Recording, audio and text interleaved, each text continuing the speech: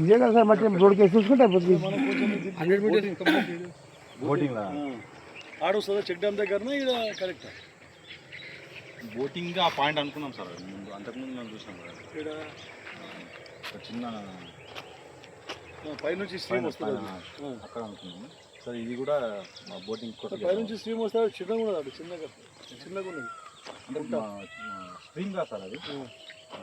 చిన్న ఒక స్క్వేర్ షేప్లో ఇది చేస్తాం అన్నమాట చిన్న ఇంత పెద్దగా వస్తుందా ఎంత పెద్దగా కాదు సార్ చిన్నగా మరి ఇది కరెక్ట్ సూటబుల్ మంచిగా పెద్దగా ఉంది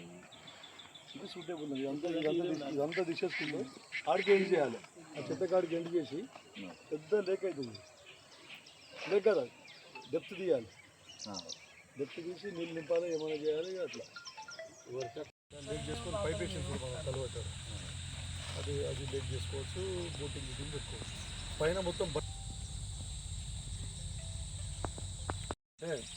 కనీసము ఒక నెలకు 50,000 నుండి 1,00,000 రూపాయల వరకు మనకు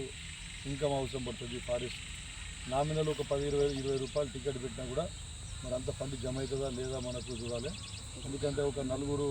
చెట్లకు నీళ్ళు పట్టేటోళ్ళు వాళ్ళందరూ తర్వాత ఒక 2 వాచ్మెన్లు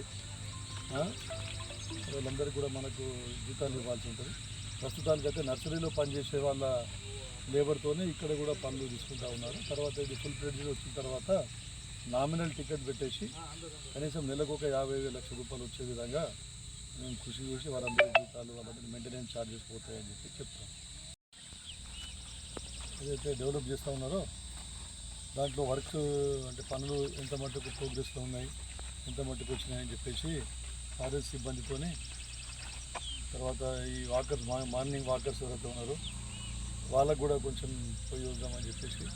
వాళ్ళు కూడా కొంచెం సజెషన్లు ఇస్తారనే ఉద్దేశంతో వాళ్ళందరినీ తీసుకొని ఈరోజు మొత్తం 5 కిలోమీటర్లు 6 కిలోమీటర్లు మొత్తం వాకింగ్ చేయడం జరిగింది మొత్తం 4 పర్కులేషన్ ట్యాంకులు కదా ఎందుకంటే పర్కులేషన్ ట్యాంక్స్ కట్టిండ్రు తర్వాత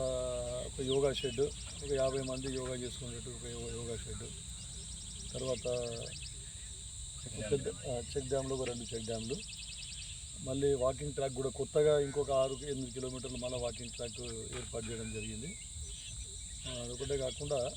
ఆర్టిఫిషియల్ లేక్ గురించి కూడా ప్లాన్ చేసిండ్రు అక్కడ ఆర్టిఫిషియల్ లేక్ ఒకటి ఫామ్ చేసి దాంట్లో ఒక బోటింగ్ స్టార్ట్ చేద్దాం చిన్న పెడల్ బోట్స్తోనే అని చెప్పేసి అది కూడా చూసాం గంజా బోట్స్ ఇంకా కొన్ని 2 పెట్టమన్నాం తర్వాత ఏం ఫండ్ అది మనకు వేరే సిఎల్ఎం ఫండ్ కింద మనకు ఆ ఫండ్స్ ఏవైతే వస్తే మళ్ళీ ఫారెస్ట్ డిపార్ట్మెంట్ తరఫున చేసిన ఫైన్స్ ద్వారా వచ్చిన అమౌంట్ని దాంతో మొత్తం మళ్ళీ ఫారెస్ట్ డెవలప్ చేయాలనే ఉద్దేశంతో 3-4 చోట్ల ఫారెస్ట్ ప్లాంట్స్ ఏవైతే ఉన్నాయో పెద్ద పండ్ల చెట్లు పెద్ద చెట్లు అటువంటివన్నీ కూడా ప్లాన్ చేయడం జరిగింది తర్వాత ఇంకొక ఏరియాలో అందరికీ అనుకూలంగా ఉండే విధంగా ఐలాండ్ ఒకటి విత్ బ్రిడ్జ్ అట్లా కూడా దాన్ని కూడా ప్లాన్ చేసి చేస్తూ ఉన్నారు పనులు కొనసాగుతున్నాయి ఇక మొత్తం వాకింగ్ ట్రాక్ పక్కకంతా చెట్టు నాటడము తర్వాత కర్బింగ్ మొత్తము దానికి సేఫ్టీగా ఉండడానికి రోడ్డు కొట్టుకుపోకుండా ఆ కర్బింగ్ కూడా చేయడం అదొక పని పెండింగ్ ఉంది అది కూడా స్టార్ట్ చేస్తారు త్వరలో ఇక్కడ గేట్ అవన్నీ ఫిట్ చేసి సేఫ్టీ మెజర్స్ కింద గేట్ ఫిట్ చేస్తే ఒక వాచ్మెన్ నియమించుకుంటే తర్వాత అందరికీ పురజనులకు అందరికీ కూడా దీన్ని అందుబాటులోకి తీసుకొస్తాం ఇంకోటి అక్కడ శివాలయం ఒకటి ఉంది